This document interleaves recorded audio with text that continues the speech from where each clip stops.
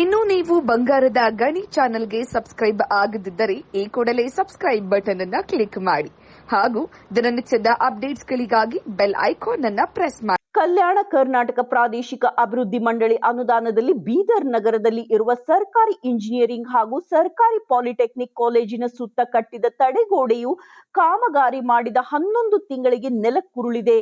KKRDB 2022-23 ಅನುದಾನದಲ್ಲಿ ಕಾಲೇಜಿನ ಸುತ್ತ ಗೋಡೆ, ಕೂಡು, ರಸ್ತೆ ನಿರ್ಮಾಣಕ್ಕೆ ಸುಮಾರು 2,50,00,000 ಹಣ ಖರ್ಚು ಮಾಡಲಾಗಿತ್ತು ಮತ್ತು ಕಾಮಗಾರಿಗೂ 1 ವರ್ಷದ ಹಿಂದೆಯಷ್ಟೇ ಪೂರ್ಣಗೊಂಡಿತ್ತು.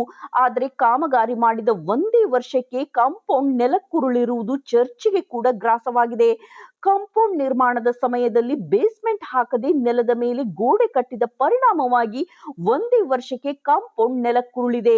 ಕೇವಲ 2 ದಿನ ಬಂದ ಮಳೆಗೆ ಈ ಪರಿಸ್ಥಿತಿ ಆದರೆ ವಾರಗಟ್ಟಲೆ ಮಳೆ ಬಂದ್ರೆ ಇನ್ಯಾವ ಭಾಗ ನೆಲಕ್ಕುರುಳುವುದೋ ಎಂಬುದು ತಿಳಿಯದಂತಾಗಿದೆ. ವರದಿ ಶಿವಾನಂದ್ ಬೀಚ್ಕುಂದೆ.